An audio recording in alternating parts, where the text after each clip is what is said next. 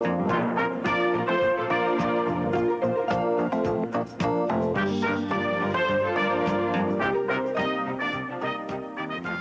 fusion, it's what powers the sun.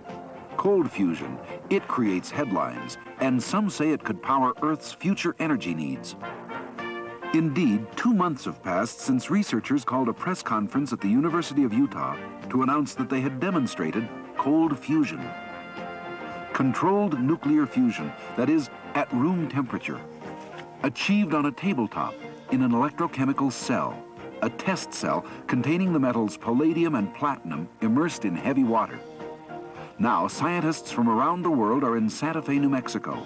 They've come to this, the oldest capital city in the country, a city tucked at the base of the Rocky Mountains and located in a state renowned for its unique blend of culture and cutting-edge science and technology.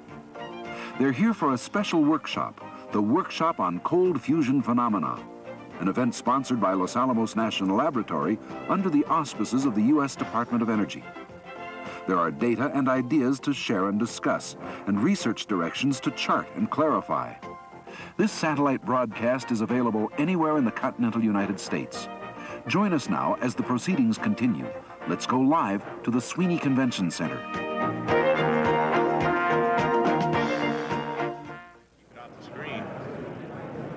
So this is the light you get. Yeah. I mean, that's the best we can do with what we had here. Guess what? That's what we'll do. I bet you.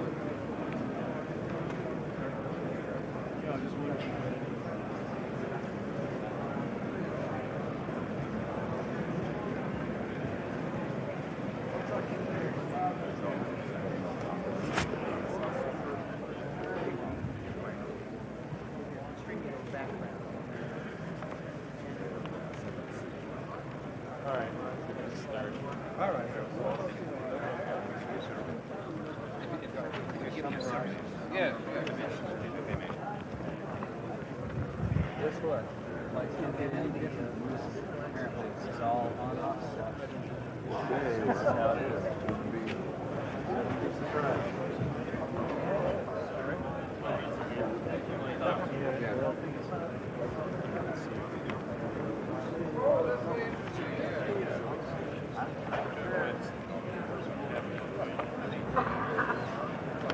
Well, I guess you know.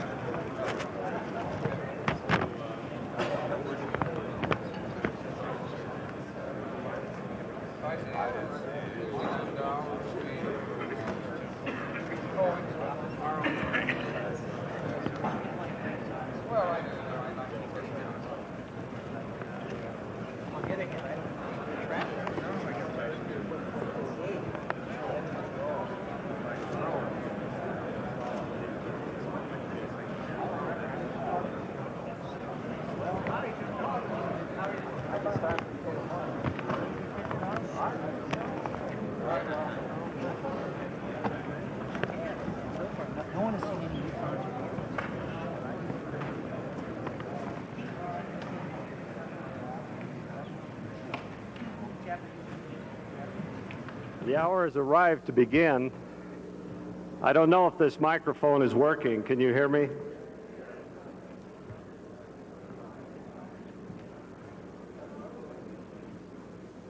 So if you'll come and take your seats as soon as possible, we'll begin our proceedings. It certainly is a pleasure for me to welcome you here to this workshop on cold fusion phenomena that's been convened to provide a multidisciplinary forum to discuss data and physical issues pertinent to the claimed process. Let me mention that I am Reed Jensen and have been doing the work that you would perhaps call coordination of this workshop. I'd like to make a few remarks about the workshop.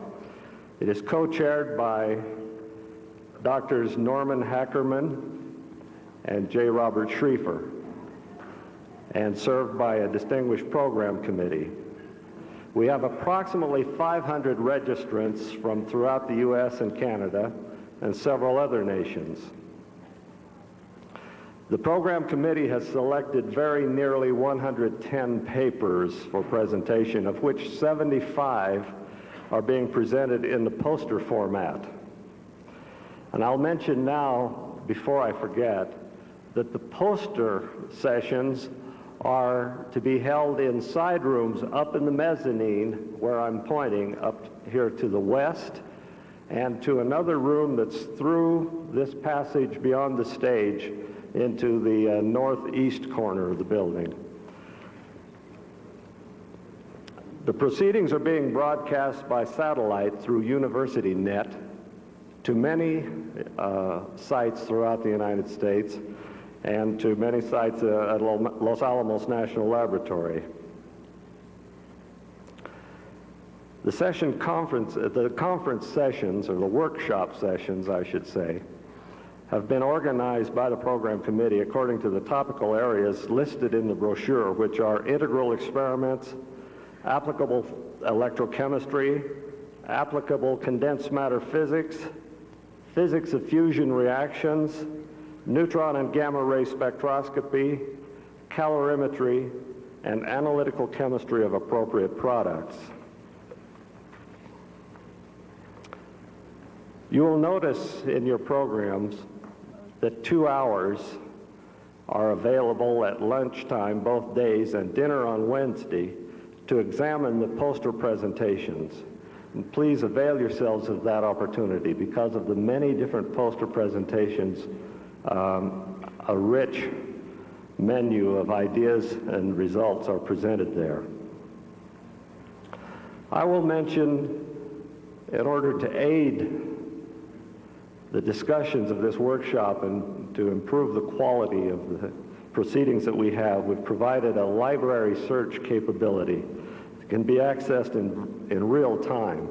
And that setup is in the foyer of this building and is available upon request. We will next hear our opening remarks from Dr. Sig Hecker, Director of Los Alamos National Laboratory. He will be followed by Richard Gajewski, who's the Director of Advanced Energy Projects of DOE, and then by our workshop co-chair, Dr. Norman Hackerman. Sig?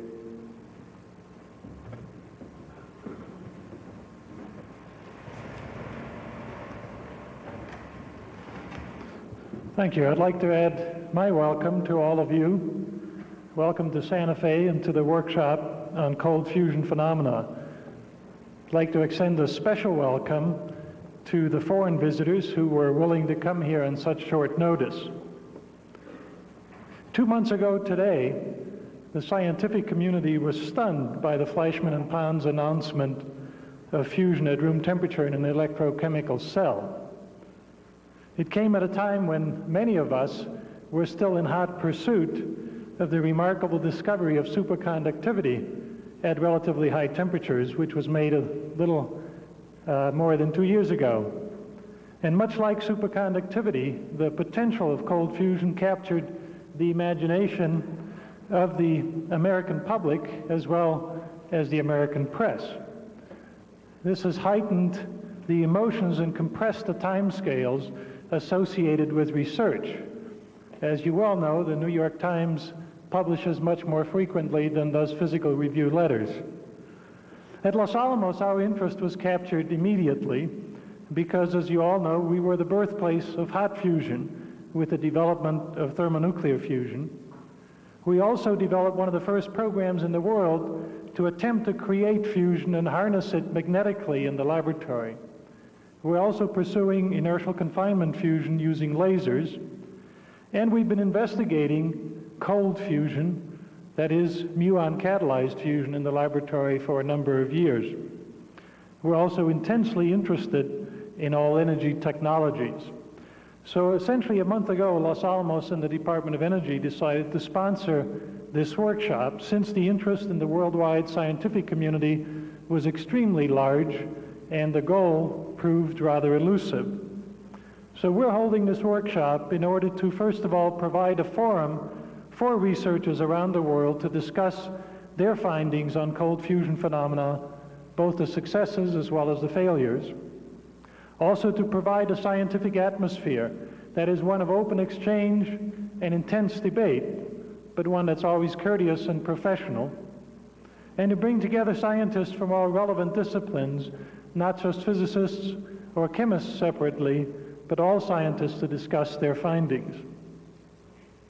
Cold fusion, if it exists, has turned out to be very complex and most elusive. I don't believe that we at this workshop will answer all the questions definitively. However, I hope that we will take a major step towards a better understanding of the phenomena involved. And I personally would like to thank Drs. Norm Hackerman and Bob Schriefer for agreeing to co-chair the workshop, and I look forward to a very exciting week here in Santa Fe. Thank you all for coming.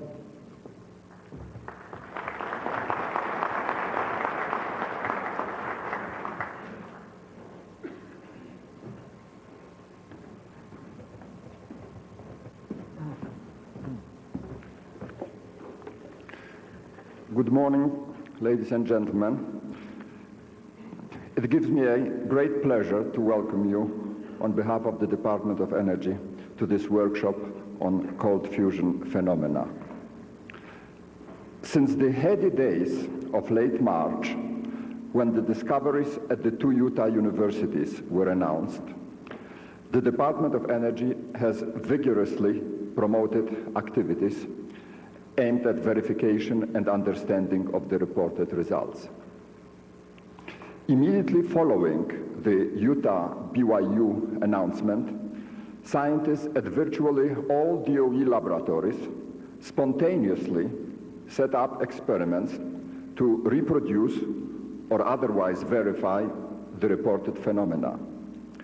In mid-April, Secretary of Energy, Admiral Watkins, in a letter to DOE laboratory directors, instructed them to further intensify this effort. At this time, about a dozen DOE labs are engaged in research on cold fusion phenomena, oftentimes several experiments being conducted within a single laboratory. Some of the work will undoubtedly be reported in the present workshop. In addition, Admiral Watkins has established a special panel of the department's Energy Research Advisory Board, which will advise the Secretary on matters pertaining to cold fusion. A preliminary report of that panel is due by the end of July, with a final report due in November. In all these activities, the department has but one objective: to find out the scientific truth about the occurrence or non-occurrence of nuclear fusion reactions in solid materials. In sponsoring the present workshop, the Department of Energy hopes to provide a forum in which information can be exchanged among active researchers in the field of cold fusion: physicists, chemists, material scientists, metallurgists, and others. In fact, it is this multidisciplinary facet of cold fusion research that makes the field so fascinating and, at the same time, so prone to controversy. Controversy is nothing new to science. Indeed, controversy is very much part of the total human experience. A time-tested, civilized approach to resolving controversies is through a dialogue. Yes, we all know that other not-so-civilized approaches do exist too. The art of dialogue has a noble tradition, going back to Plato. In his treatise, The Great Thinkers, Rupert Lodge notes that, and I quote, "A Platonic dialogue has often been compared to a Greek tragedy. Like the typical tragedy of his time, the typical Platonic dialogue has a prologue, an agon or contest with long speeches followed by a rapid interchange of short questions and answers, A variety of episodes, often associated with the introduction of a new interlocutor, sometimes a messenger-like report, and usually a termination, from which the thought of some overhanging fate is seldom absent.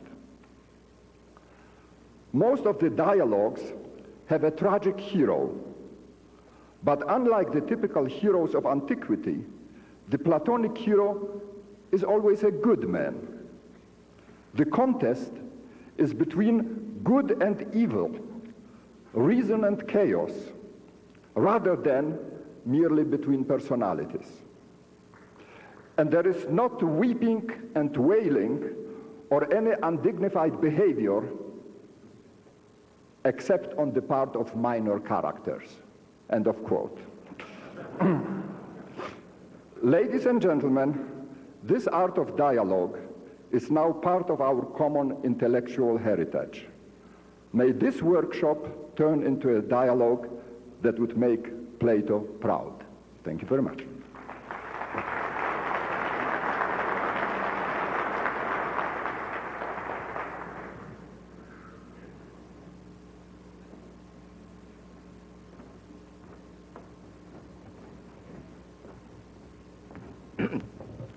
Colleagues, I welcome you to this workshop on behalf of my co-chairman and myself. Bob Schrieffer will be here later today.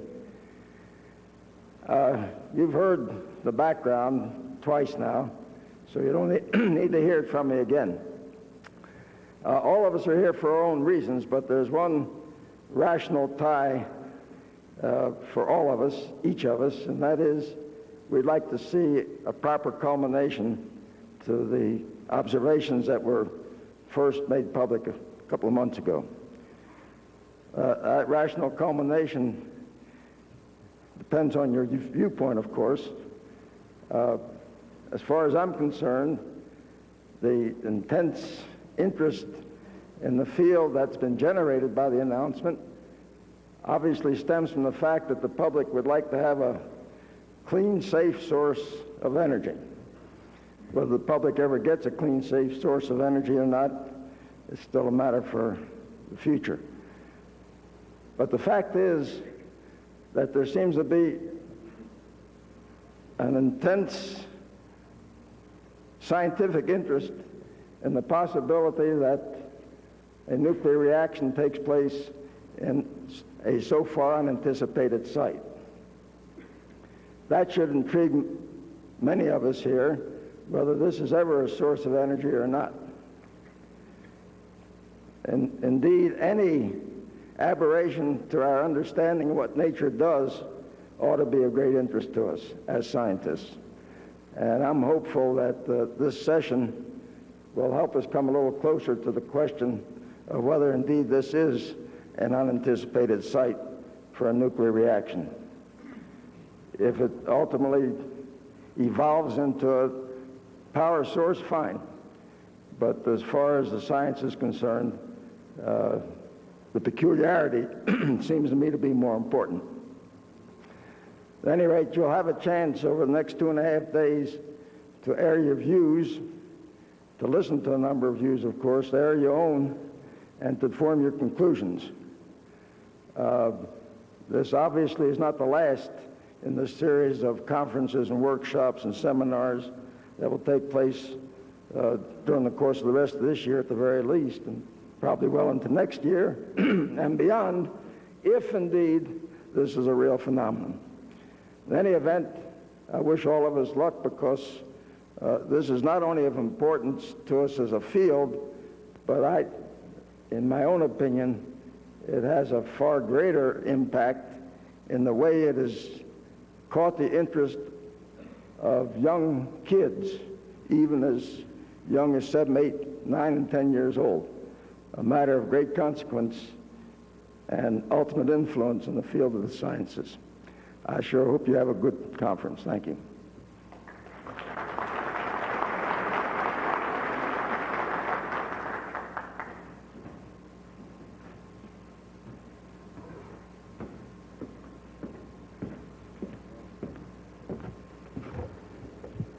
I will be chairing the first session on integral experiments.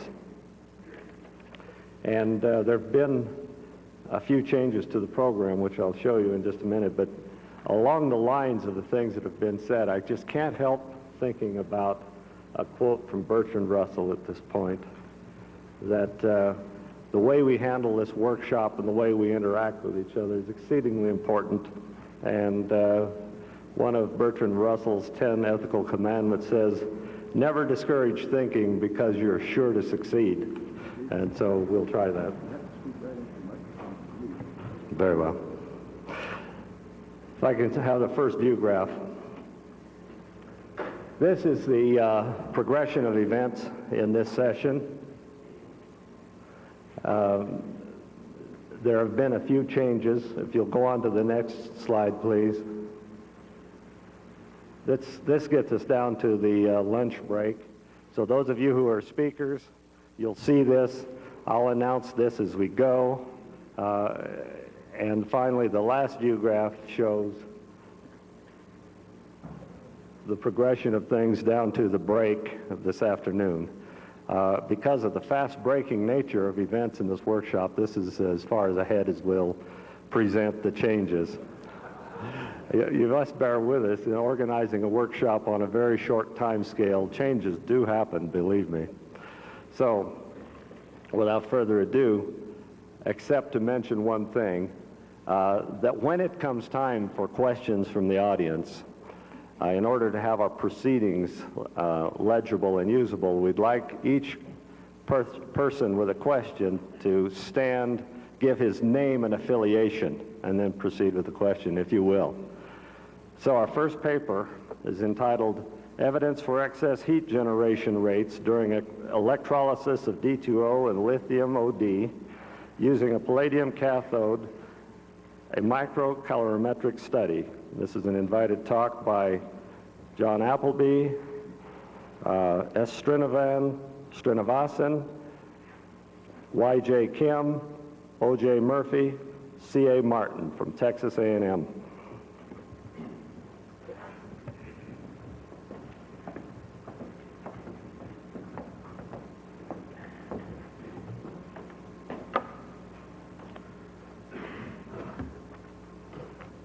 Thank you, Mr. Chairman. Good morning, ladies and gentlemen. It is a great pleasure to be here today to try to throw some light on this subject. What I'm going to be telling you today is, of course, a question of a series of results that have been obtained over a very short time indeed, some of them yesterday. And in consequence, as you will see, we have certainly not proved anything. The wireless mic isn't working, apparently. I've got this wireless mic. Can you get some help on it?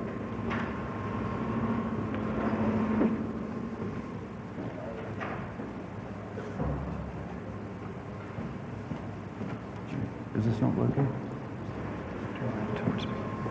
Yeah, it's fine. Yeah, okay.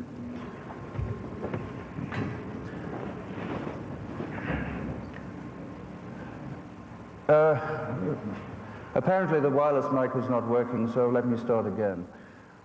What I do want to say today is that many of the results that have been obtained very recently. They are not conclusive in any way. There are a number of possible explanations for them, and I hope you will understand this. We do not as yet have any evidence that would stand up in court. There are loose ends all over the place. However, I will do my best to clarify any of questions that you have at the end of this talk concerning the results. First slide, please.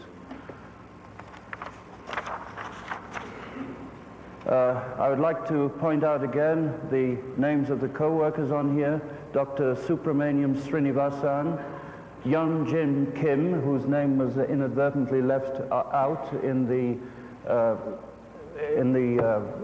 list of papers, Oliver J. Murphy, and Charles R. Martin of the Center for Electrochemical Systems and Hydrogen Research and the Department of Chemistry at Texas A&M University. Now, next slide.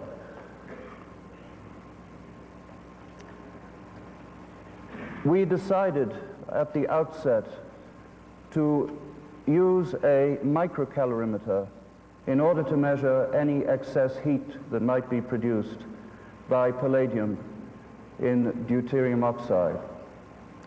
The reason for the choice of a microcalorimeter was the fact that we had one, and also the fact that it is an exceedingly sensitive instrument. It's capable of resolving approximately 1 microwatt out of a maximum heat input of 8 watts. In that case, it is perhaps 1,000 times more sensitive than a standard calorimeter.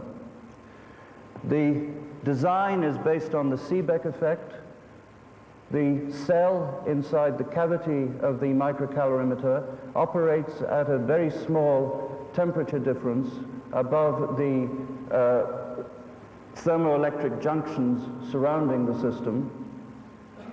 Hence, across the thermoelectric junctions, one gets a voltage difference, which is monitored, and at the same time, a current going through the thermoelectric junctions is measured. And this gives the heat flux from the system. It is not an instrument like a normal calorimeter, which essentially is measuring an integrated amount of heat. It is measuring the differential amount of heat produced by whatever equipment one has within the cell. It is calibrated by means of a standard resistance using a standard voltage. And the current flowing is checked, and this gives the 0 point for the calorimeter. Next slide, please. This slide shows a schematic of the system. There are 2 possible cavities to use within the system. Each of them is approximately 5 centimeters by 5 centimeters by 1 centimeter. They are surrounded by an aluminum block, which is then surrounded by a water bath, which is in turn surrounded by a freon bath. The temperature inside the cavities can be set to 0.005 degrees and can be maintained anywhere within the range 10 degrees to 40 degrees C in this particular instrument. There are other instruments that can operate at temperatures now up to 200 degrees C. Next slide, please. The experimental approach that we have used has involved palladium wires as received from Johnson Matthey, in some cases simply used as such after cleaning, in some cases after annealing, in some cases after melting to form spheres.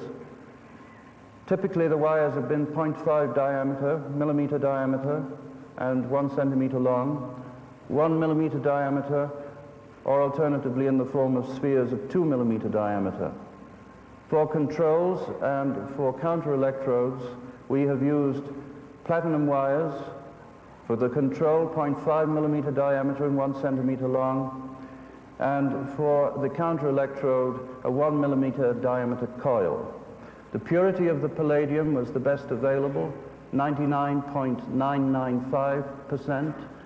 The purity of the platinum was 99.999%. The electrolytes used have been 0.1 molar lithium deuteroxide, 0.1 molar lithium hydroxide, both prepared using ordinary lithium, that is to say, lithium-7 containing roughly 7% of lithium-6, 0.1 m LiOD also, 0.1 m NaOD prepared using atomic grade sodium, and in addition to that, I will show some more results today using pure lithium-7 OD. The lithium-7 is depleted to the extent of 0.2% of Li6. I should point out that since the calorimeter requires a very good thermal contact in order to reach steady state within the shortest possible time, it is normally recommended to use a metal cell. And we used a stainless steel cell in these experiments containing between 7.5 and 8 cc's of electrolyte. The stainless steel cell has been examined in previous experiments, not connected with this work, but with similar electrolytes, and was calibrated at the beginning of this work to make absolutely certain that no heat was being generated in the cell due, for instance, to corrosion reactions or the formation of oxide films. Next slide, please.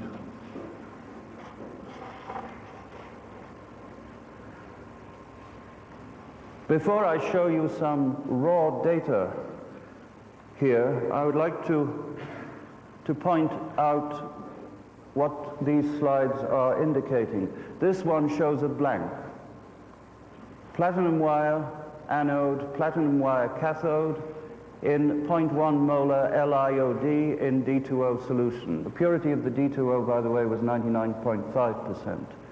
And on this axis over here, what you can see is the total cell potential when 600 milliamps per square centimeter was applied for a period of 80 hours. The excess heat is calculated by taking the cell voltage and subtracting from it the potential known as the thermoneutral potential for the system. And rapidly I will explain what that is. The thermoneutral potential is the heat of decomposition of the electrolyte in electron volts. For D2O, that is approximately 1.53 eV. And for H2O, it is 1.48 eV. Now, this of course makes a basic assumption, an assumption made by ourselves, though I will later try to show some evidence that it's a reasonable one, and also used by Pons and Fleischmann, that no recombination of the gases takes place in the cell. We have not, unfortunately, this is one of the loose ends, we have not, unfortunately, been able to prove 100% that that is so in the cell we are operating inside the calorimeter. The main reason for that is the fact that the cell is, while not open to the air, is somewhat leaky. It has a metallic top. However, some gas can get out of that system, and this is, unfortunately, a result of the fact that the experiments have had to have been done in a very short time, and it has not been possible to obtain some conclusive data in a totally sealed system which had to be specially made. However, we have had a large number of cells running on the bench, and in all cases we observed no recombination in either when the cells were operated in LiOH electrolyte or in LiOD electrolyte, with platinum or with palladium. A possible objection to these experiments is that should the level of the electrolyte fall low after electrolysis has taken place for some time, then recombination could take place on the exposed surface of the catalytic wires of palladium and platinum. Accordingly, we checked that experiment using LiOD and palladium. In that case, with the wires uncovered and with the wires covered, exactly the same amount of gas was produced per minute, and it corresponded within 1% of the theoretical amount. This is also a proof that our assumption of no recombination is reasonable. This, of course, is in D2O, but with a platinum cathode. The excess heat on this scale in milliwatts is 0. What you see here is some noise along this axis. And this went on for a period of 80 hours. Next slide, please.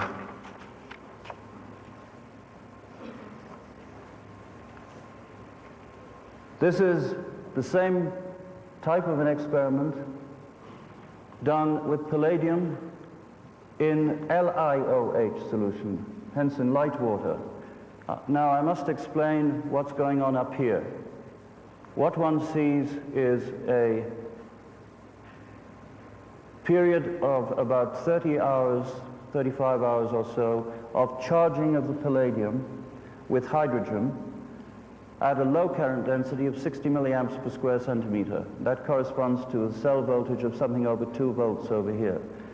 Finally, at the end of that charging period, a large current density of 600 milliamps per square centimeter was applied, and nothing happened.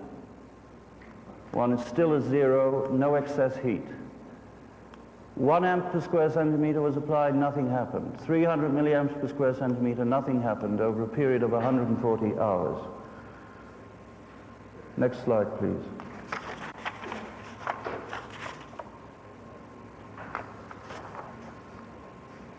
You here see the same experiment repeated in LiOD, natural Li in D2O, and we go through the charging cycle and the high current density cycle, and then we tried different current densities, higher and lower than the standard one of 600 milliamps per square centimeter, and the cell voltage varies accordingly. And this is the calculated zero from the known heat going in minus the amount of heat calculated to decompose the heavy water. And it remains zero until we reach approximately 60 hours, and then an anomalous effect takes place. You will notice on cutting the value of the current density from 300 from 1 amp, the amount of anomalous heat changes. This does not mean that the calibration of the instrument has changed or the baseline has changed, because all that is already corrected for. This is not a raw data plot. Next slide, please. This shows you some of the raw data obtained. Oh, I'm sorry, this is out of order. This shows you some raw data obtained with our calorimeter using a cell from the other group at Texas A&M. Kevin Wolf will be talking about some of their experiments following my talk today. And this shows the heat going in, and the difference in area here represents anomalous heating. Next slide, please. Again, this is the raw data in a different form. This shows anomalous heat output. The zero axis here represents the total amount of heat, but what I particularly want to indicate here, at this point, this blip here, the calorimeter was opened, and the cell was examined, and the current was switched off at this point. It should be that point there exactly, and this shows the decay of the heat in the system over a period of approximately 2 hours, and then stability is reached. This seems to indicate that the anomalous heat decays very rapidly. This is the cell voltage corresponding to this. The numbers you see along here are 96, 97, etc.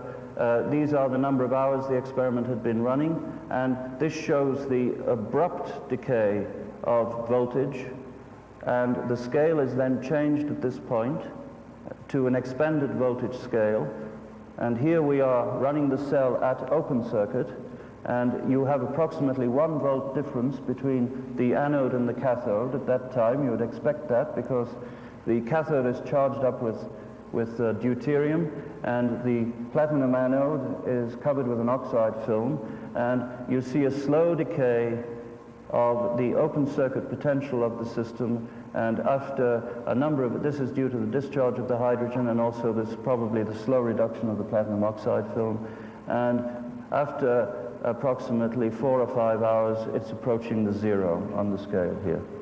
Next slide, please. Here is another excess heat plot, similar to the previous one. The excess heat in this case was about 40 milliwatts, and The difference here is the fact that we used an annealed wire rather than an as-received wire, and this increases the excess heating rate somewhat. I'll indicate later what these values turn out to be. The next slide is a summary of a series of experiments that have been conducted here. Two of them are the blanks that you saw already, and these are the heat generated in watts per centimeter cubed of palladium. Now, these were the units that Fleischmann and Pons used, and you see here 16.3, 19.3, 18.5, 4 to 7, and 6 to 12 down here for the 2 millimeter sphere, 1 millimeter diameter, 4 to 7. The latest result on the annealed 4 millimeter diameter on the last slide would represent probably about almost 30 watts per centimeter cubed. Next slide, please.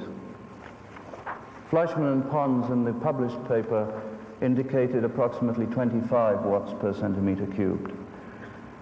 Now, these slides are being shown for the first time, and as you can see, they show a result which is rather remarkable.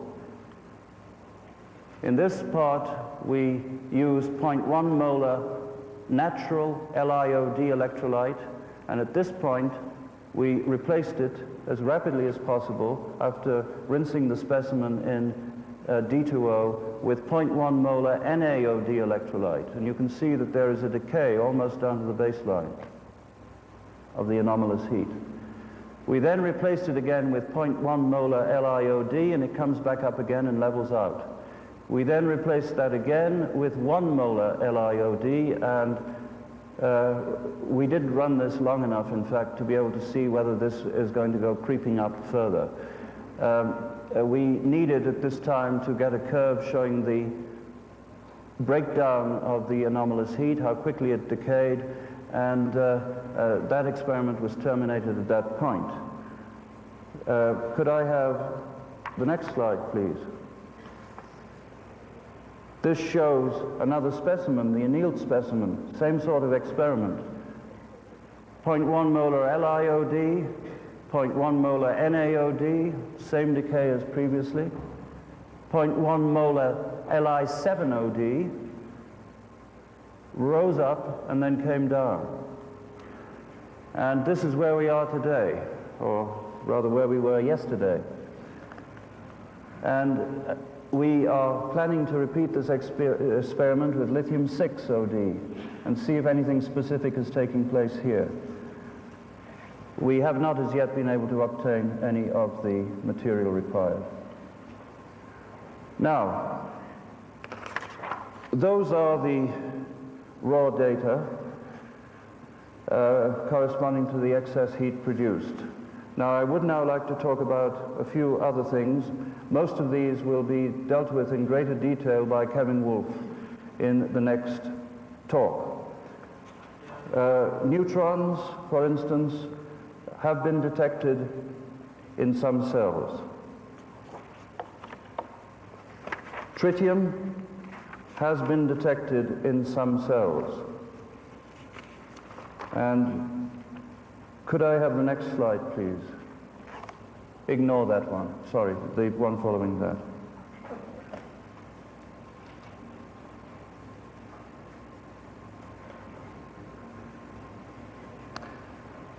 These are tritium levels in a cell measured by the other group. I think this will be shown again later with some further detail. The initial count of tritium was approximately 100 counts per millimeter per minute, which should be multiplied by 3 to give the number of disintegrations per milliliter per minute. And you can see that apparently the level of tritium in the electrolyte was rising rapidly as a function of time. Next slide, please.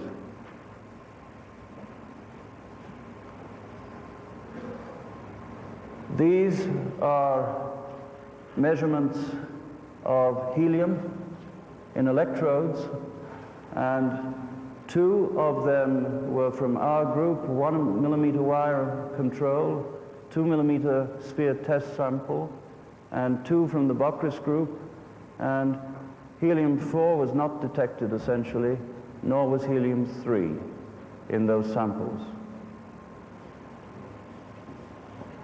Could I have the next slide, please? These are tritium levels, and I think that Kevin Wolf will say he's very confident about these results. They have been measured at A&M, they've also been measured at Los Alamos, and also General Motors. And they seem to be showing that fairly high numbers of disintegrations per minute per milliliter are being observed in certain systems. Now, all these cells were operated under conditions of low current density, about 60 milliamps per square centimeter, over a long period of time. And in one case, the one with a very high count, the cell was in fact switched off for a long period of time. No current was passing at all, in which case one would have expected, I think in both cases, low current density, and also in this case, one would have expected that degassing of the electrode would take place with oxidation of any tritium that might have been there, and that would have gone into the electrolyte. Next slide, please. These are the tritium data from one of our cells in which the electrolyte was removed from a cell operating at very high current density, 600 milliamps per square centimeter. This is the as-received electrolyte, 70.08 counts per milliliter per minute of tritium, which is fairly typical of the background, and after the test, 73. In other words, any tritium that we might have been making must have remained in the electrode. Next slide, please.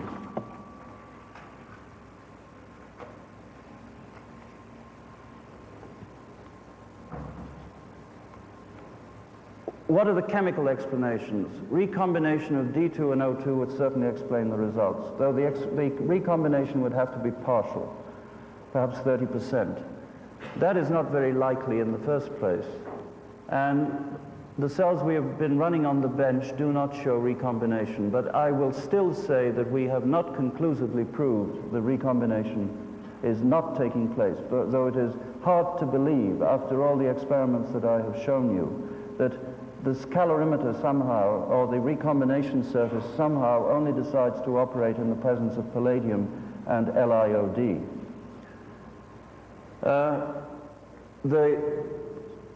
In regard to some of the energies involved here, the palladium lattice yield stress is about 2,600 atmospheres, or higher after hardening the material.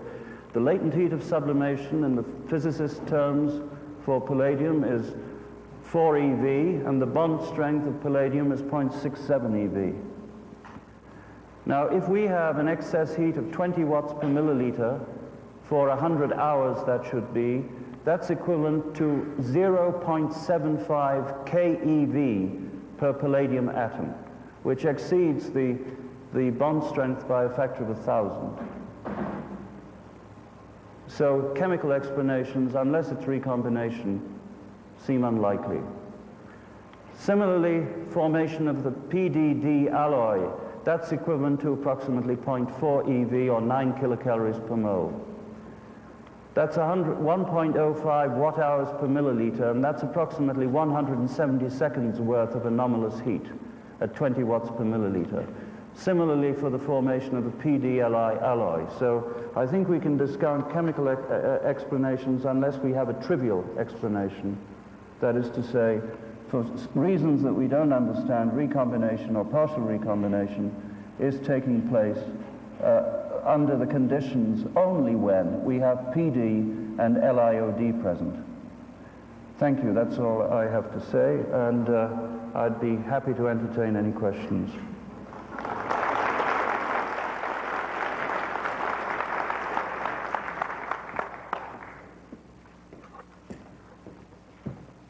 Yes, stand up and state, if you'll state your name, please. State your name is Mike Nauenberg from the University of California in Santa Cruz. You showed that the tritium content increases as a function of time. Yes. Now, is it possible that the tritium was already in the palladium, and as you were putting deuterium into the palladium, you were pushing something? I suppose that is a possibility. Have you looked at that possibility and what? No, I have not, but I think you can address that question to the next speaker. And I think maybe you could cover that. It is indeed quite possible that if any tritium was inside the electrode, with the electrode operating at relatively low current density, there could be a deuterium-tritium exchange. These are experiments that still need to be done. It is possible to degas the tritium into the electrolyte under oxidation conditions, so if any tritium is going to be inside the electrode, we can pick it up.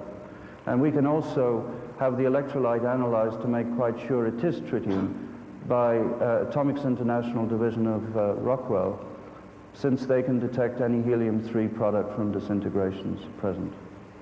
Right here. Moshe Guy, Yale University. I have a question concerning error bars in your measurement. There's a lot of assumption that you're making. When you plot the heat excess, yes, those assumptions must have some error bars in it. There must be some range of errors that you can allow yourself.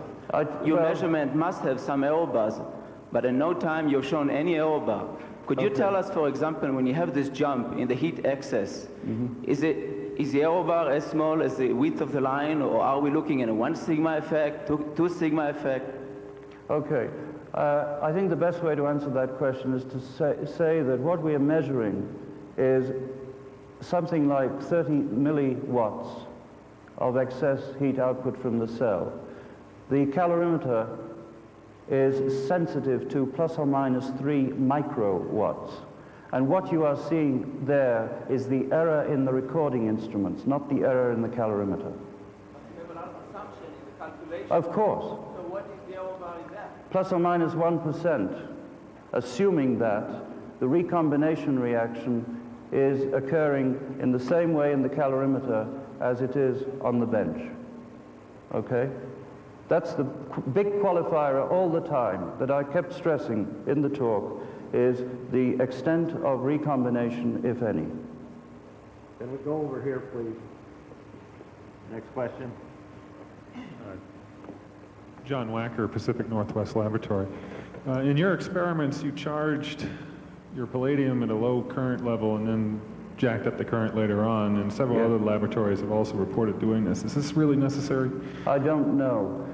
It is simply what Fleischmann and Pons did, and the other group at A&M, the next set of results you're going to hear, charged in fact not for a period of only about 24 hours at 60 milliamps per square centimeter, but for a period of something like 2 or 3 weeks. We have not tried an experiment whereby we charge starting from the beginning at 600 or more milliamps per square centimeter. We'll take one more question, and then something I have not mentioned yet. The evening sessions will be other opportunity to continue these discussions, but we'll take one more question for now. Up here on the front, please. Dick Crooks from MIT. Have you run a cell sufficiently long that you can get a measure of the total integrated excess power versus the input integrated power and come up with a number larger than 1? That's a good question. I think the best way to answer it is to say no. And the main reason why is we are trying to make the best use we can of the calorimeter, and we keep taking cells that are showing apparent excess heat and then run them on the bench. When we run them on the bench, we cannot be absolutely certain that they're producing excess heat. Though cells are run on the bench and put back into the calorimeter, and they then appear to be producing excess heat. So I think the answer is no.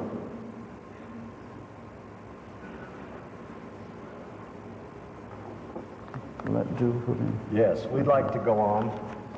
Let me announce the next speaker. The next paper is entitled Neutron Emission and the tritium content associated with deuterium-loaded palladium and titanium metals. And this is by Kevin Wolf, N. Packham, J. Schumacher, F. Chang, and D. Lawson, also of Texas A&M University.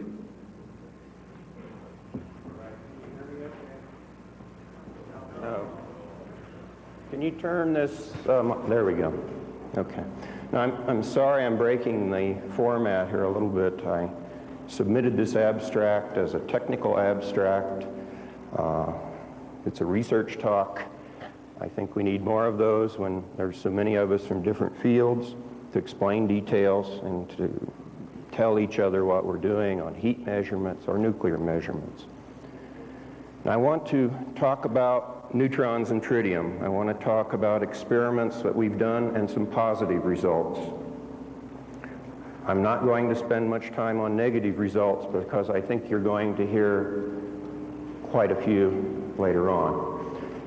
We have negative results.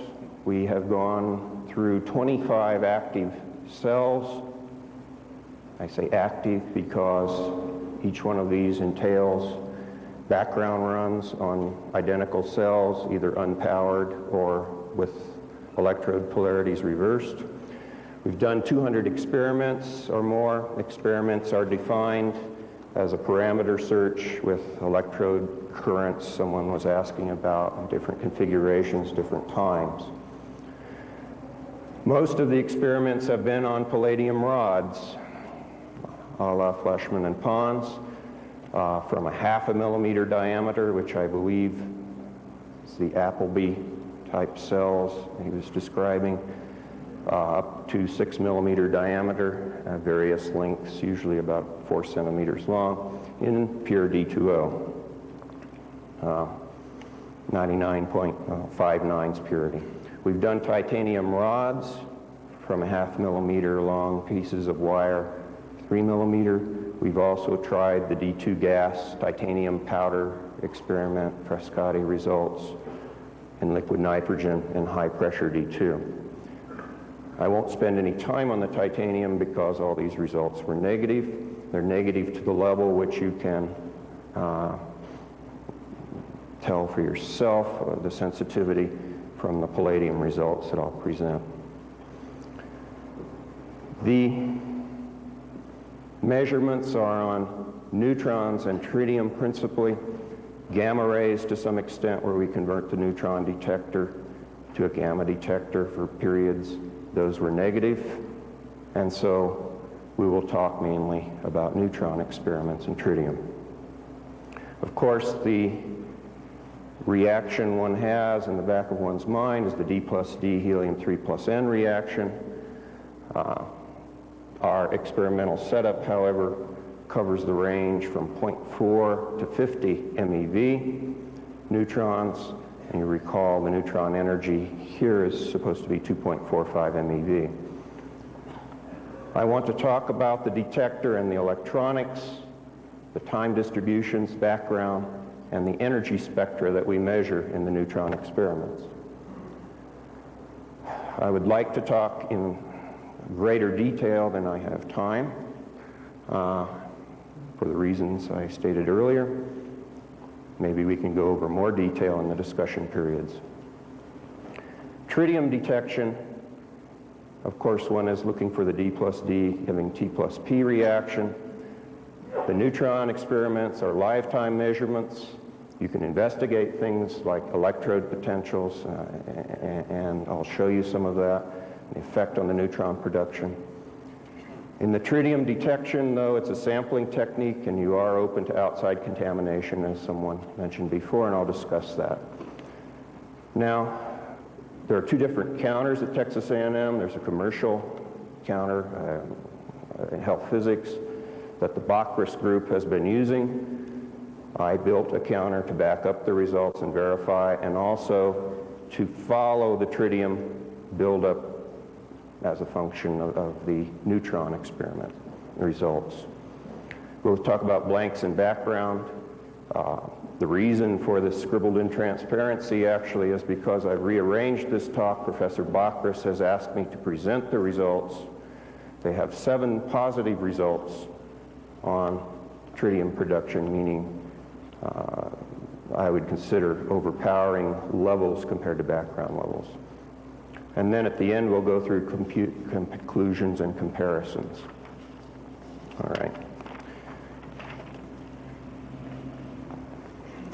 Now, into the neutron experiments. This is not a handheld neutron counter. This is not a Bonner sphere. This is a piece of research equipment that we use normally for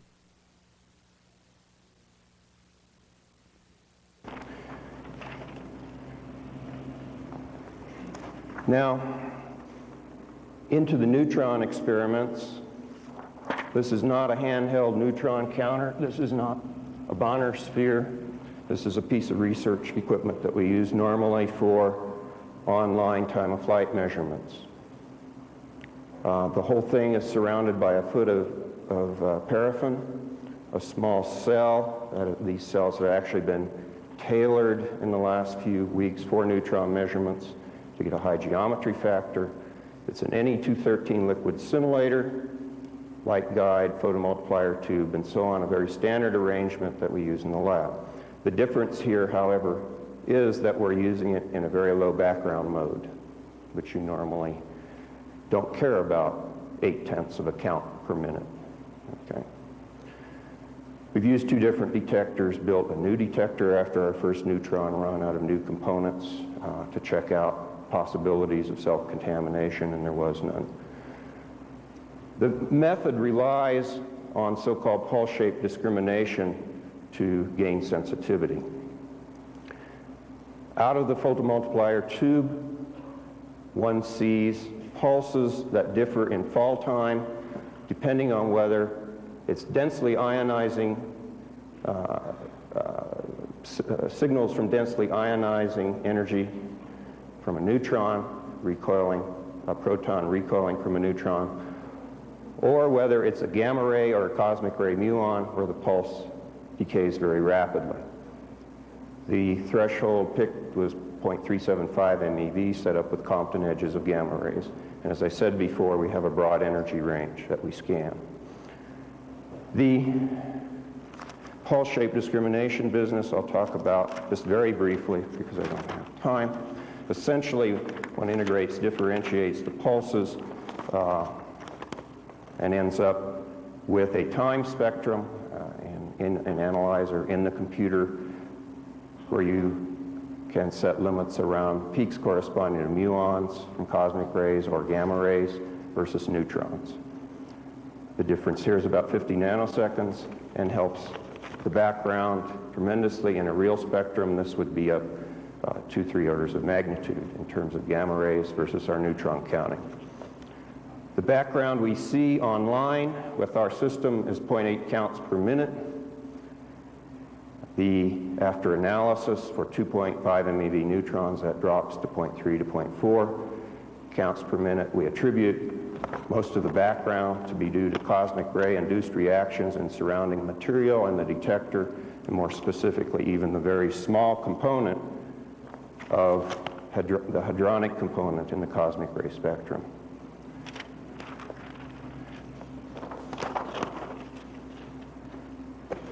The cosmic ray rejection then from cosmics going through here is accomplished by the pulse-shape discrimination and also by large plastic scintillator paddles that surround the detector. An active plastic box that turns off the system for 100 nanoseconds. One worries about noise rejection. We have no evidence that we have noise rejection, but of course you can jam any circuit with noise, and we're looking for rare events.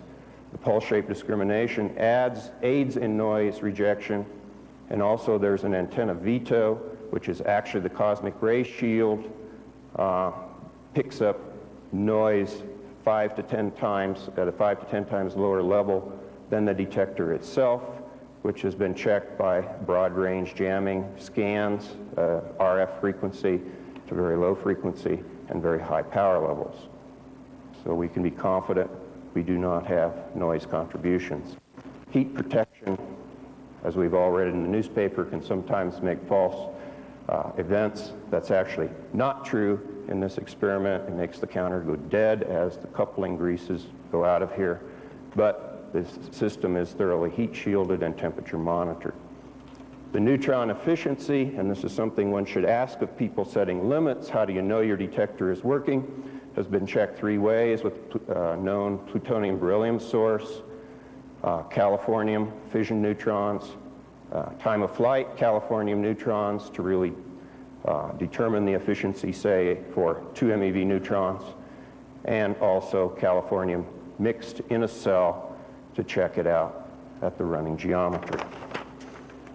All right, so that's probably more than you ever cared to hear about the neutron detection technique. I'm not going to show you a circuit diagram of the system. Just let me say that we store the data. We have a KMAC data way with high-density ADCs for you people that know about such things, and it's handled by a 386 computer system. It's actually our test system we use for high-energy heavy ion reactions. The data come out like this online as energy spectra, just channel versus counts, where we have limits set. This is actually a gamma ray mode, so-called, where we're looking for high-energy gamma rays from 5 to 25 MeV. The limit there is not good. It's 60 counts per minute in these experiments. The principal mission then is to look for neutrons. The raw neutron spectra coming out look like this. When I'm presenting count rate results online, they are integrated from 0.4 to 2.5 MeV, actually electron energy. And I'll go over this. The neutron energies involved would be much lower for 2.5 MeV neutrons. So you will see a difference from the rates quoted online as we're running versus when we really analyze the data later. The system runs in 3 modes, either manually, timed histograms that come out every 10 or 20 minutes or whatever we specify, or event-by-event mode where we're correlating several parameters. The most useful mode for the rather huge volume of data we've taken is printing out these histograms every 20 minutes. And we had no intention of such an extensive study when we started, okay? The data then that one sees online, moving to some positive results, focus on the lower figure. This is, which you can't see, just let me do this then. I've marked the background, average background rate that we see with blank cells in. This is a John Bockris cell. This cell has, we would claim, produced neutrons twice. Okay, the initial run, I'll show you analyzed data in a minute. Before we could analyze the data, 3 days later we had reworked the cell and it came up again with evidence that I would consider very strong. The normal background rate for this 0.4 to 2.5 MeV neutron interval then is about 0.8 of a count per minute running along. This was done in a fairly controlled manner. We had reworked the cell. We installed the cell. We increased the current, and this corresponds to about 0.04 milliamps per square centimeter, something like that. And this is about, I'm sorry, it should be amps. This is about 100 milliamps per square centimeter current density, about 1/5 of the value of the Fleischmann-Pons prescription, to clarify. The rate came up to, as you see, versus the raw counting rate, to 0.04 times the background rate. To make sure the neutrons really were coming from this little cell, we had actually planned this, we rotated the cell 5 inches away from the counter. The rate went down correspondingly, rotated it back, the rate came up. With no change, then the cell was dying off. We tried to do a high energy gamma test that I would not call conclusive because the cell was dying out. Right, now that's the type of data you see online. Convincing? You be the judge. The first indication that I'm using a little more care on takes some statistical analysis and some data analysis to be convinced. Upon analyzing the data, however, we are convinced. Let me show you that a little differently. And I'll talk about the statistical significance of these things and how to judge it. Now, this is our so-called first indication, if I can get these lined up with the background and so on. Rather slippery. I'll never get it straight. This shows more of the background running. Apparently, this cell was running. We were at a fairly, what we considered low current density. This is a 1 millimeter diameter palladium rod that had been vacuum annealed, 4 centimeters in length, in D2O, 0.1 molar LiOD from the Bacchus group. This had been running along. We installed the cell. We claim then it had been running from this factor of 2 roughly above background that we saw. It ran at 100 milliamps, and then we, according to the Fleischmann-Pons description, upped the current density a factor of 5. And the neutrons promptly went away. Now these are counts per minute. They're 20-minute counts, so you're not dealing with 2 counts. You're dealing with 40 or so. Apparently the neutrons went away. We reduced the current back down and got some indication that they came back up. So the period of running we're talking about, and consistent with the second result that I showed you, they run an hour to 2 hours. This is 600 minutes full scale and 20-minute runs. We reduced the current, brought it back up later, and I would not consider this a statistically significant indication. It's on the edge. Those are the time distributions then of the 2 neutron measurements. Now, what's significant? The second result that I showed you first out of order is actually in a straight statistical analysis 8 sigma out of the noise when you sum the data. However, one asks, what's the real question? What do I compare to? Now this is the counts per minute, just a distribution of number of runs versus counts per minute. You cannot just use the sigma of the distribution of the background or of the counts. One must look at the background. These are with dummy cells. These are with blanks, actually running with backward potentials on the electrodes. And you see you have a tail coming out here. These are the cosmic ray fluctuations, as I would interpret it. There may be other interpretations, but our various shielding tries and our various data would say that is the case, probably from neutron reactions, induced in the surrounding material and in the detector itself. Now the data I showed you were out in here for the first lower statistics run, and of course we're off scale on the higher statistics run compared to this tail. This is what we really compare to say whether we have something statistically significant or not. Then of course one carries on with double interval distributions and so on.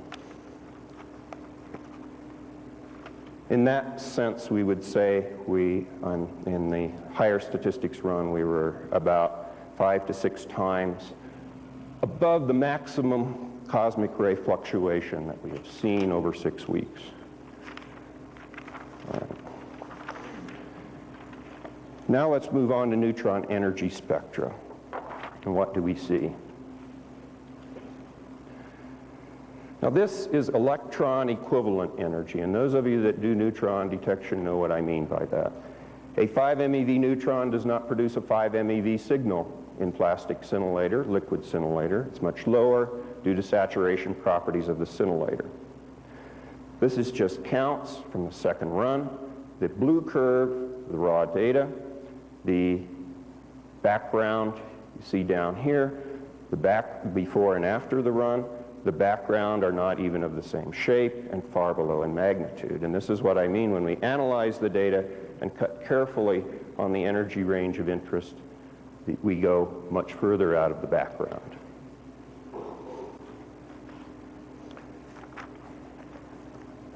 Now, what do we expect for an energy distribution for 2 MeV neutrons, say, in a 3-inch thick liquid scintillator? Now, I must apologize a little bit, but actually it makes a point. This is the energy distribution for 2 MeV neutrons. My Monte Carlo code actually rounded off 2.45 to 2, which we discovered in an interesting manner that I'll show you in a minute. This is the green curve is from the calculation. The blue crosses are then when one puts in the resolution of the detector itself. Okay, this is a standard plot way of analyzing these things, and you see the actual resolution of the detector smears out the response a little. It's not a very sharp peak even in the calculation. This detector works on the principle that you're not stopping the neutrons. It's a very fast detector. You do not thermalize the neutrons in the detector, and you end up with a broad energy distribution, but this upper edge then is characteristic of the energy. How do our data look compared to this? How are we doing, Tuck? Oh, man. Okay. The data look like this. I'm being 1 minuted for the low statistics run.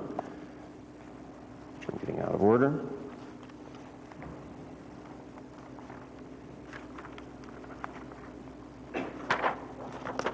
For the high statistics run, we'll compare. They look like this. Now there's a slight shift due to the calculation giving it to me for 2 MeV neutrons. I actually need to shift this down for 2.45 MeV neutrons, or shift the calculation up if you rather. The red crosses are the data, the blue crosses are the prediction, and not so bad. These are 2.5 MeV neutrons. They're not 1 MeV neutrons, they're not 14 MeV neutrons, they're not cosmic spectrum induced neutrons. Tritium, in my 1 minute.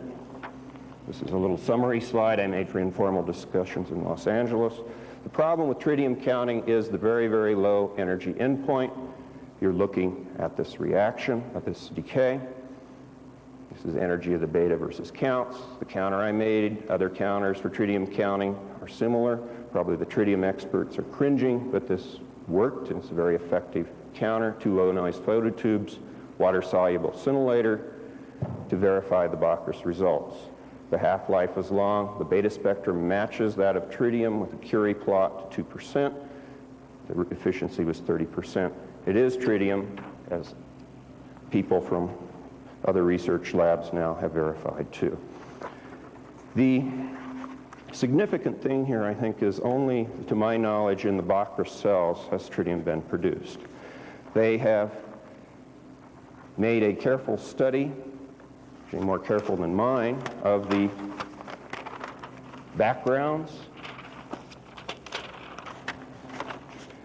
Very quickly, for various mixtures in the scintillator, you are mixing these chemicals with the plastic scintillator, you end up with 40 to 60 counts per minute per milliliter. The counts Professor Appleby showed, as you saw, were 10 to the 4, 10 to the 2 to 10 to the 4 above that. Okay, now, if I may have 1 extra minute, the data are interesting for summarizing these things. Let's go over it. I crossed out the all here. They now have a 3 millimeter electrode that is showing tritium buildup. These were prepared usually by annealing, and with prescription, Professor Bacchus can tell you. This is from my counter. It actually agrees when all efficiencies are corrected for. They had 3 times 10 to the 14th tritium atoms in this sample. Significant number. This one not much below it. Here's the buildup that was shown earlier, sort of exponentially. In the cell that produced neutron activity, 7 by 10 to the 12th. Now, unfortunately, these were not assayed ahead of, this one was not assayed ahead of the neutron activity. It did show some buildup over that period, however. And then finally, the newest result. 7 out of 10 cells produced it. 3 cells of 1 millimeter, 6 millimeter electrodes showed nothing above the background. One of the best background checks for contamination. They were all prepared in the same manner, the 1 millimeters at the same time. Yes, there is a possibility of preloading of tritium electrodes. Not a very big one, however. There would have to have been quite an accident of storing the palladium rods near tritiated water. It's not a lifetime technique. You must consider that. We now have experiments in progress where we have melted the electrodes to flush out any impurities, and they're running presently. Thank you.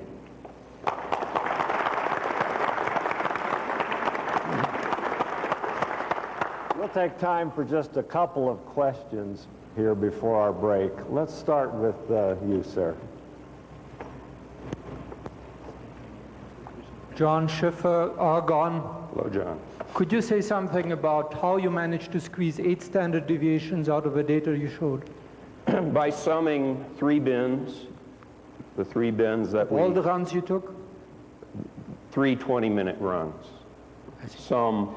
And how? What's your absolute neutron efficiency? How does this compare to the long runs we saw for heat production from your colleagues? The absolute neutron efficiency, to answer that, is 5% efficiency and geometry worked in. So the neutron number is nowhere near consistent with the heat? No, and it's not consistent with the tritium either, but of course the counters were not on the cells, or the cells were not in the neutron counter their whole lifetime. We can't make a definitive statement on that yet. Yes? Let's go over the other side here. Yes, you, standing up, sir. I got Dr. Buck.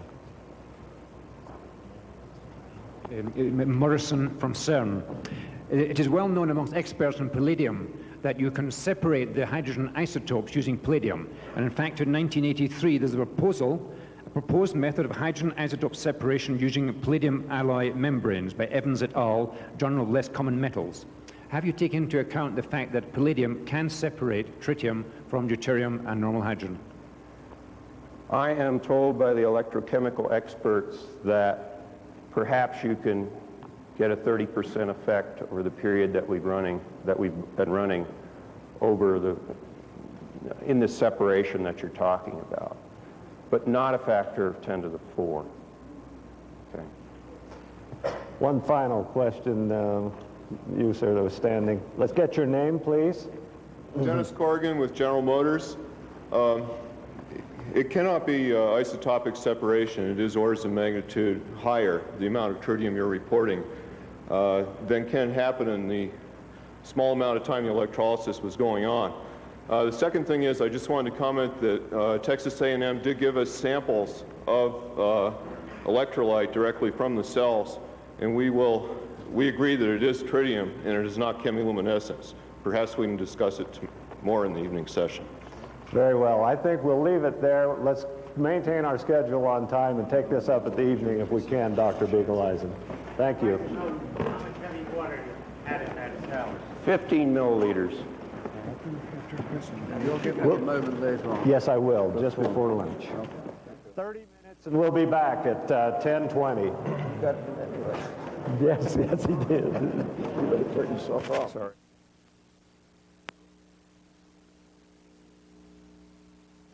Where the white guy did that mics. Yes, yes, there it is. He'll be fixing you up. Fixing me up. Right on the spot. I'll tell you what, I'll meet you at the desk as soon as I get another wireless. 2 minutes.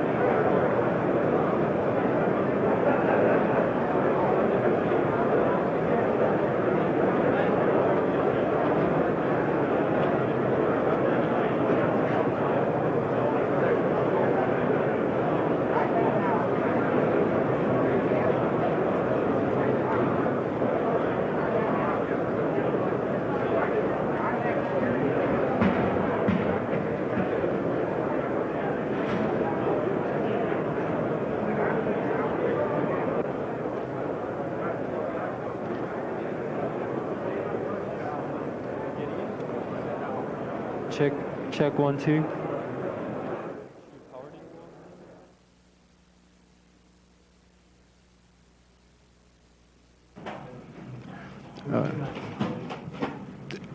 Not in this early stage. We're still, excuse me, this was supposed to be a joint conference. I think most of the interest is with the University of Utah at this point. We are still, in my view, trying to do in 6 or 8 weeks, which normally takes 10, 12, 2 months or 2 years, and that was mentioned in the introduction of the session this morning. I agree completely with what was said. The intense interest of the possibility of the practical application of this technology, of course, is what's driving the science, and it's pushing it a little bit too hard right now. One reason given last week that Hans Fleischmann couldn't be here was that he busy with experiments and writing up some papers to be published. Yes. Kind of hinting that they may have some results, some new results. They do? Will they talk about those before they're published, or are they now waiting? My impression is that their plans are to complete detailed published papers and submit those rather than to go to oral papers yet. They frankly have been stung a bit by criticism, and that's understandable. They're going to try to present data that they have in a comprehensive, complete way in a published paper. I don't know that they have plans to appear at any other scientific meeting in the near future. Is this data involving their new experiments? Does it further along their conclusion? I haven't seen all of their data. Pons and Fleischmann are concentrating on the excess heat measurements, although they are collaborating with some of our physicists on nuclear measurements, but their interest is in the heat production. And the new experiments do appear to corroborate the past work. Sandy? Do you feel that if these collaborations are worked out with Los Alamos, that the measurements Los Alamos will do will settle the question? Well, we certainly felt that way initially, that it was important to work with the university to confirm the fusion products. And we have the capabilities at the laboratories, particularly in the area of looking for neutrons. And so that's why we made the offer to go up and help look for neutrons in the Utah experiment.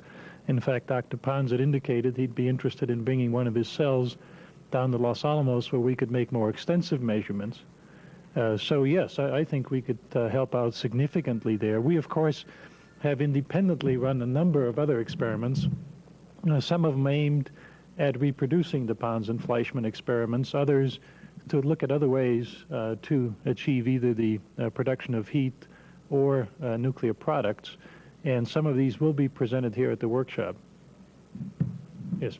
Just not to be an adversary to the whole thing, but is the work that Pons and Fleischmann are now doing in the lab perhaps work that would have been better done before March 20? Test 1, 2, checking. Yeah, okay.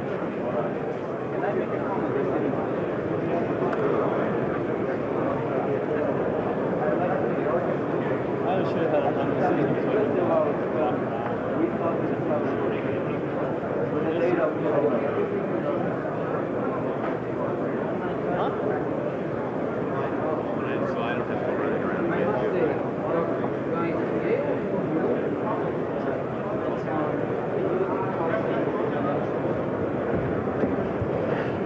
We'd like to start again, please, if you'll take your places. The next paper is entitled Preliminary Investigation of Possible Low-Temperature Fusion. The authors are C.D. Scott, E. Greenbaum, G.E. Michaels, J.E. Bracek, E. Newman, M. Petek, T.C. Scott, and they are from Oak Ridge National Laboratory. The speaker will be C.D. Scott, I believe.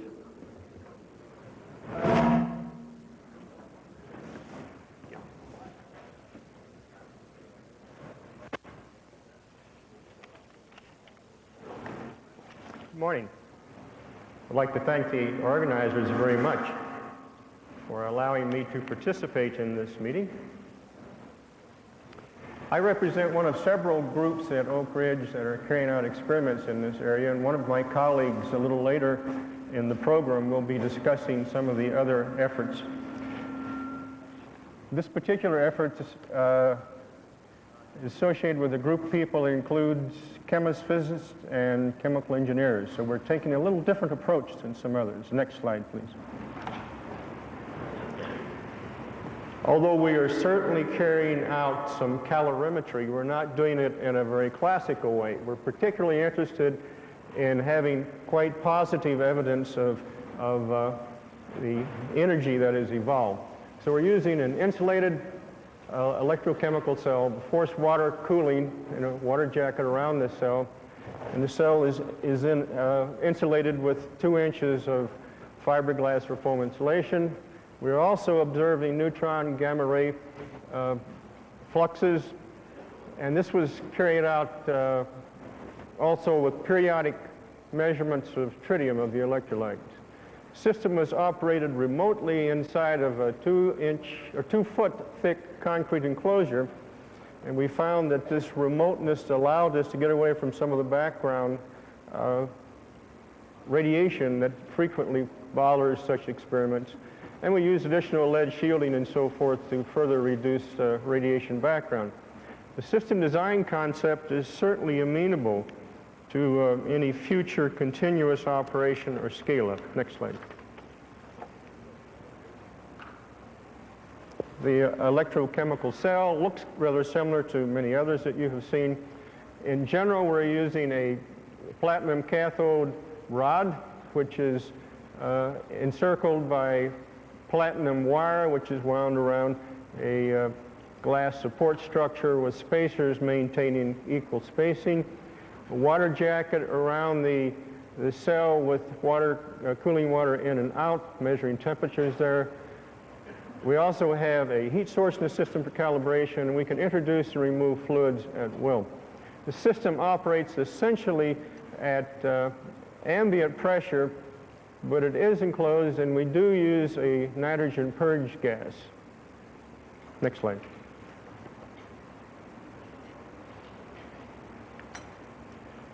The rest of the system includes a circulating coolant bath with metering, the purge gas with metering, a means of getting liquid into and out of the system, the electrolysis power, of course, and finally measuring temperatures in the electrolyte, in the cooling water in and out in various ambient conditions.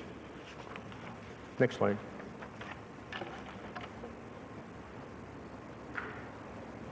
We looked at both neutron detection and gamma ray detection.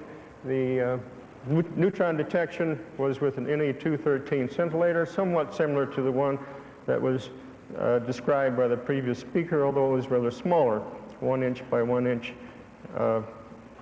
scintillation system. We also use pulse shape discrimination in order to separate neutrons from gamma ray.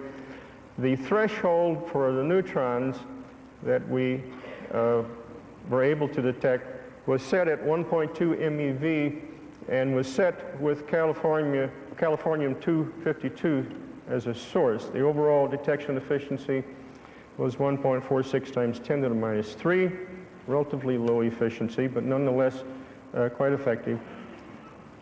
The gamma ray contribution to the neutron peak, which is a very important parameter to know, was about 4% of the total gamma rays and represented about 20% of the neutron peaks and the neutron peak.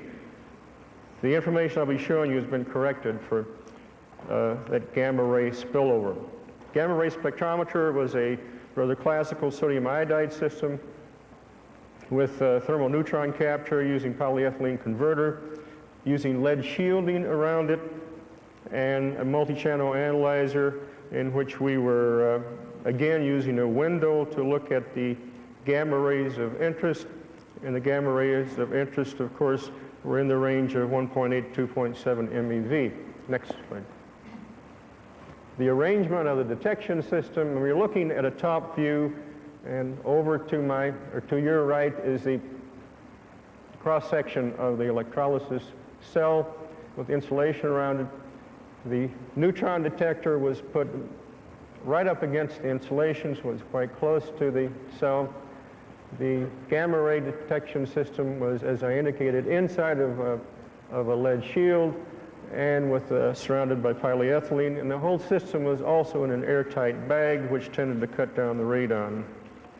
Overall detection efficiency of the gamma ray spectrometer was 5.75 times 10 to the minus fifth. Next slide. Although we had many false starts and several aborted systems, I'll be discussing two primary tests that lasted for between 350 and 400 hours. We were using palladium cathodes that were 99.99% pure from Materials Research Corporation. They were recast in our laboratory and then cold swaged to the diameter of interest. In some cases, they were heat treated. The anode was platinum wire, which was wound around a mandrel and was 99.99% pure. Electrode spacing was approximately a half a centimeter. Electrolyte was initially 2/10 normal LiOD, and we used 99.5% D2O. The tritium activity was nominally 390 becquerels per milliliter. This was natural lithium. Electrolyte temperature, which we had some control over because we were using forced cooling, was nominally 28 degrees and was maintained at that temperature in many of our tests. In some tests was up to 45 degrees C, and we had some controlled excursions up to 70 degrees C. Electrical current densities ranged from 0.1 to 4 amps per centimeter squared. As I indicated, the test lasted for 350 to 400 hours. Now, I'd like to show just a little bit of our experimental information with a couple of comments. Next slide. This is the neutron flux that was detected during the runs. This was in one run in which we were using 0.28 centimeter by a 9 centimeter rod. And if you look a little bit carefully at the front end, oh, by the way, these are neutrons per 4 hours, so you can see that the neutron rate was quite low. For 4 hours, we had a background of something around 15 or so neutrons, 15 neutrons per 4 hours. Again, this was calibrated with Californium 252. The most interesting part in this particular test is relatively early in the test, around 6 to 8 hours. And in that particular case, the neutrons that were detected were close to 4 sigma away from the average background neutron flux. Next slide.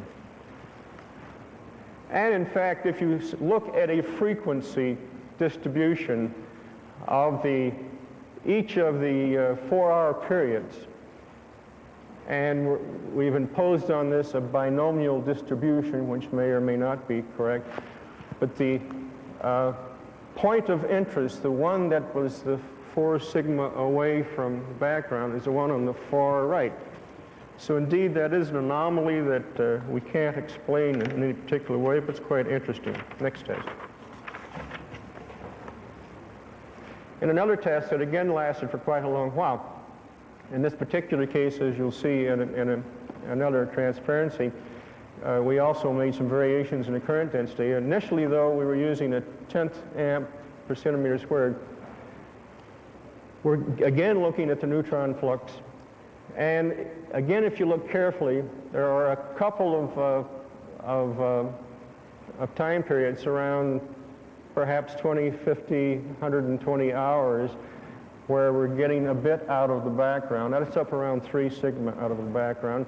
But an even more interesting characteristic of all of this data is that after about 20 hours, the apparent background increased from a value of about 5.3 or 4 neutrons per 4 hours up to about 8 neutrons per 4 hours.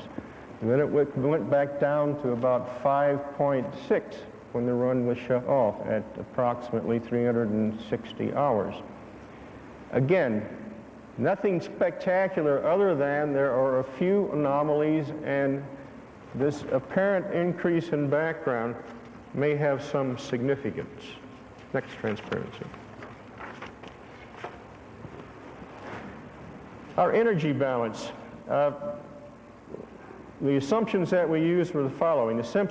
We assumed that the system operated at quasi-steady state, and it certainly never operated at steady state.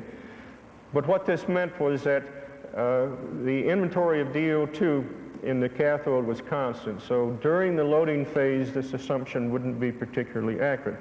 The electrical current was assumed to be 100% efficient for the electrolysis of D2O.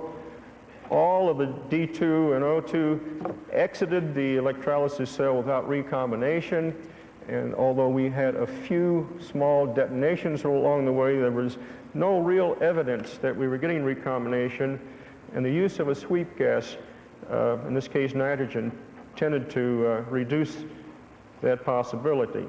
We also assumed there was no heat loss to the ambient. This indeed was incorrect, but relatively accurate when we had temperatures that were close to ambient. We assumed that the D2O that was evaporated, and the heat of evaporation was a very important parameter, was the difference between the total D2O that was added to the system and the loss due to electrolysis. It was also assumed the purge gas was heated to the electrolyte temperature, and the additional sensible heat contributed to energy out of the system. Next. As a result, we really had one energy in, and that's the total electrical energy, and various contributions to the energy out. Electrolysis, by our definition, which is the negative heat of formation, was constituted about 30% or more of the total heat out. Forced cooling, cooling water in and out, typically was something greater than 60%. The latent heat of vaporization was around 2% or a little less. Sensible heat of the purge gas was invariably less than 1%. Next slide. We attempted to evaluate our inaccuracies and have imposed error bars that I hope are reasonably close to reality on our data. You're seeing here a portion of the first test that I showed you, in which we were using a 0.28 centimeter cathode. And as you see, if you look at the energy input and look at the data that and this is data every 4 hours. We have data that's about every 6 seconds, but it isn't all there. But you see some scattered data. In general, although there's a little bit of plus and minus, it more or less indicates that we're getting an energy balance that is relatively close to 100%. Next slide. This represents the test in which we were looking at a 0.55 centimeter diameter cathode. And in this particular case, we operated with 3 different current density regimes. The early hours, we were operating with 1/10 amp per centimeter squared, and the error bars are within the solid circles. As you can see, we're very close to 100% energy balance. Perhaps at around 80 hours or so, there was an incident for about 4 to 6 hours in which there was evidence of some excess energy evolution. That was real, and it perhaps means something, but the totality suggests that there was no long-term energy emission, and certainly nothing that was any greater than about 20%, which is what that represents in that one brief period. When we increased the current flow, our energy balance got a little more ragged. Our uncertainty became a little bit greater.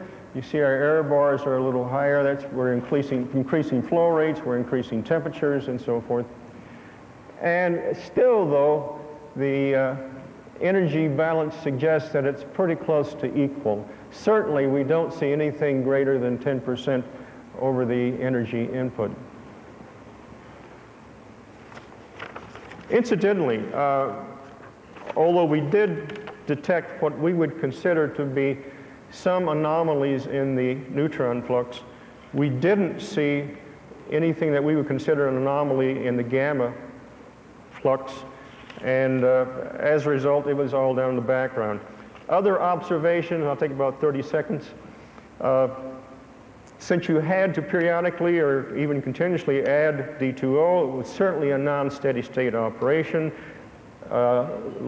LIOD also had to be added in the system because you're crystallizing out, you're atomizing the material in the off gas. There was no apparent effect on electrolyte temperature when it was increased by as much as 40 degrees.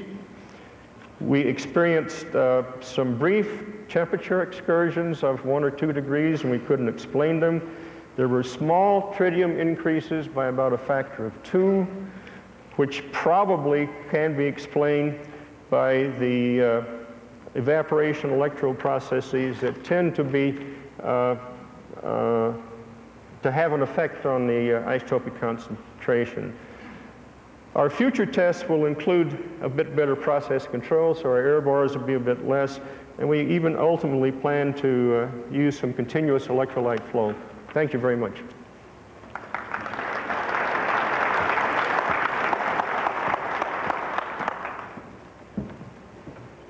Very well. We have time for a question or two. Yes, over here. Your name, please. John Wacker, Pacific Northwest Laboratory. In your anomalous neutron results, did you see any correlations with either time of day or atmospheric conditions, particularly air pressure?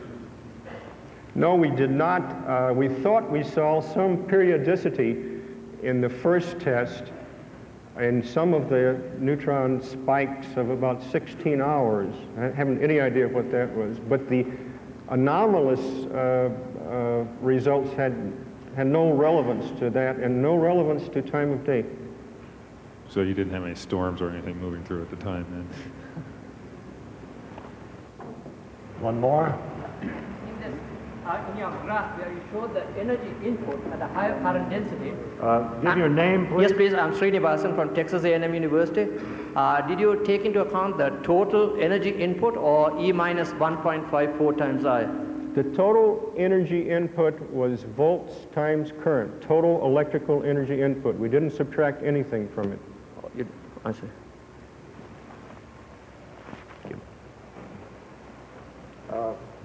Let's take one more from Dr. Wolf. Perhaps I missed it, but did you show us an energy spectrum of your so-called anomalous neutron event from the NE213, and would you show it to us, please? What energy neutron was it? Yeah, I don't have the spectrum with me. We have them. I'd be glad to send them to you. Thank you very much. Let's go on to our next paper, the title of which is Measurements of Neutron and Gamma Ray Emission Rates and Calorimetry in Electrochemical Cells Having Palladium Cathodes. And the authors are D. Albagli, V. Camerata, R. Crooks, M. Schlow, M.S. Wrighton, X. Chen, C. Fiore, M. Gaudreau, D. Gwynn, P. Lindsay, S. C. Luckhart, R. Parker, R. Petrasso, K. Wenzel, R. Ballinger, and I. Huang. This is from MIT, and the speaker will be Dr. R. Crooks. Thank you very much. We at MIT appreciate the opportunity to share our results with you and the generosity of the organizers of the meeting for allowing us time to do that. This has been a highly interactive effort at MIT. Members of the Plasma Fusion Center, the Department of Chemistry, and the Departments of Nuclear Engineering and Materials Science and Engineering have been involved at various times in these endeavors. The whole operation for the last 2 months has been extremely stimulating and has resulted in a number of other collaborations, one of which you'll be hearing about later this afternoon from from our group.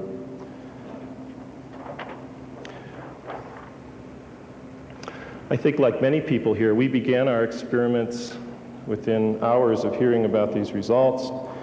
These consisted of electrochemical cells and a Geiger counter, and those were quickly replaced by somewhat more sophisticated measurements. I wouldn't write any of this down. It's just to show you that within a few days we were able to get 6mm palladium rods up and running in an LIOD electrolyte, various pre-treatments of the rods, including degreasing and cleaning, some annealing processes, and so forth. These were very crude experiments. We estimated we could see changes of 200 to 300 milliwatts of power in the cells, still well within the limits of seeing the types of powers for these size rods that Pons and Fleischmann had reported. The durations here are now up around 45 to 60 days in some cases, close to 60 days in some cases, and the results for the calorimetry are that there have been no significant changes in that phase of our experiments.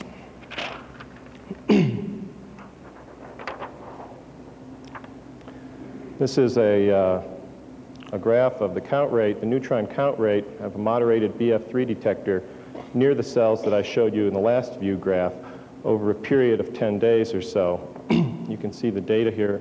The backgrounds were taken before and after the cells were turned off, and the median neutron rate, count rate during the time that the cells were switched on is coincident with the background rates both before and after the electrolysis during this counting period, which was at the beginning of the electrolysis of the cells I showed in the previous view graph. So these initial experiments were interesting, but we realized that it would be necessary to do more sophisticated measurements. Particularly, we were interested in integrating our experiments to show both excess heat and fusion products. The talks that we've seen today have been very interesting. The group from A&M has shown us really, I think, the finest calorimetry that we've seen so far in any of this, any of the talks so far surrounding cold fusion. We've seen some evidence for fusion products, but the evidence for the fusion products is much smaller than can possibly account for the heat. So our approach has been to attempt to integrate fusion products with excess heat. This is a picture of the type of cell that we're using now in our calorimetry and nuclear measurements. There's basically the standard arrangement that you've seen before with a few twists in the calorimetry, which I'll explain in a few minutes after I discuss the nuclear measurements. Basically a palladium cathode wrapped by a platinum anode and a heater wire, since we do these, our calorimetry isothermally. Of course, we have temperature control inside the cell, outside the cell. In most cases, in all cases that I'll be discussing for the rest of the talk here, we use 10-centimeter wires, 1-millimeter diameter palladium. These rods were annealed at 700 degrees for an hour and then cooled off in vacuum. The gas in all cases is bubbled out through a bubbler.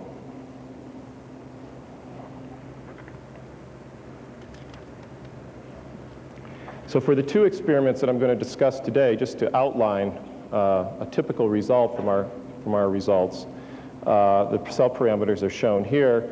The palladium cathode size, the anode material. But what I really want to call your attention to here are the currents and the voltages, which indicate that our cells are very well matched. This is another aspect of our calorimetry, which we think improves the precision of the results somewhat, since we can compare directly an H2O, or a light water cell, versus a heavy water cell. The duration for all the experiments that I'll be discussing now was around 10 days. 9 or 10 days.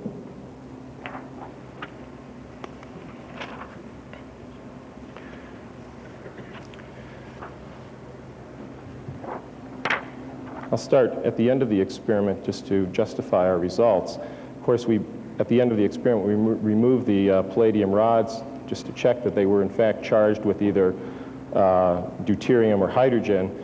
These are the results based on a gas evolution method, simply heating the electrode material up and measuring the evolution of gas, and also in the case of the deuterium cell, based on the mass change. This indicates that we're well within the beta phase, at least at the end of the experiment.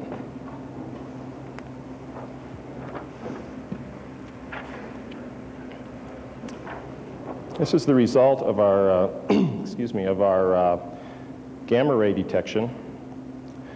This is a 3-inch by 3-inch sodium iodide gamma ray detector, and shown at the top in the top frame here is the background spectrum with the electrolysis off, integration time of 84 hours. Most prominent, you'll notice, is the potassium 40 peak. After 100 hours of electrolyzing these cells, in the middle frame is shown the gamma ray spectrum, essentially equivalent to the background spectrum, somewhat higher, reflecting the longer time period that the cell electrolyzed.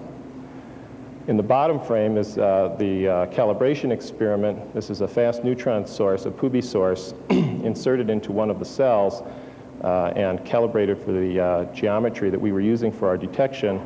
And here, prominently, you can see the N-gamma capture peak in the gamma ray spectrum, around 2.2 MeV. The Compton edge, a little bit harder to see. The first escape peak, and if you look hard, the second escape peak that you expect to see from this N-gamma process. The result of our gamma ray spectroscopy in each case for all of the cells that we've run over all the time periods we've run have looked essentially like this. No detectable gamma radiation from the N-gamma process.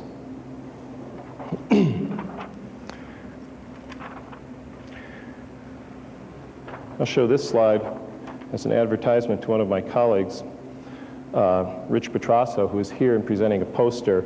This is a result from an article that was published in Nature this week. And what I've shown here is the Pons-Fleischmann data. This is the blue line, the narrow line, and our calibrated neutron spectrum overlaid onto the Pons and Fleischmann data. You'll notice clearly the first escape peak, the Compton edge, and the broader peak in the case of our N-gamma spectrum, our calibration spectrum. The absence of the Compton edge and the too narrowness of the gamma spectrum, of the N-gamma capture peak in the Pons and Fleischmann data. So if you want to check Rich's poster after the session, it's enlightening.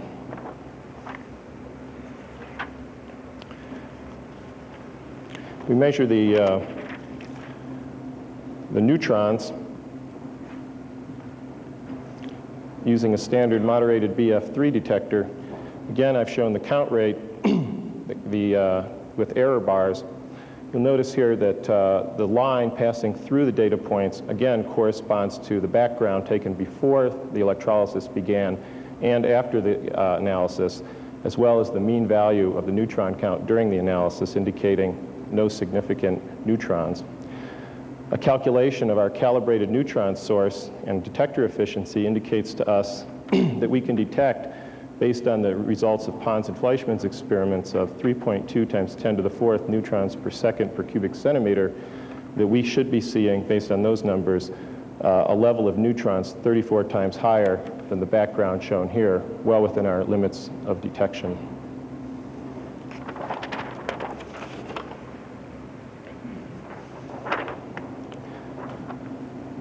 At one point during our experiments, we heard that helium gas had been detected, high concentrations of helium gas had been detected in the effluent of one of the Pons-Fleischmann cells. It turns out, I think, that this ended up being a rumor. Nevertheless, we used the double focusing mass spec at MIT to analyze the off gas of one of our cells. So in the bottom frame, this is an electrolyzing D2O cell. The top frame is the ambient air in the room that the electrolysis was taking place in. In both cases, you can see we can easily resolve the helium-4 and the D2 mass peaks here. In both cases, in the control, as well as the experiment, we see no difference in the height of the helium off-gas peak.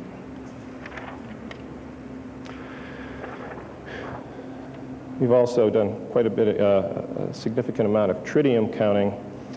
This is for the cells that I've shown you here today. This just one slide, although we've done actually quite a bit of this. The initial tritium count, 101 to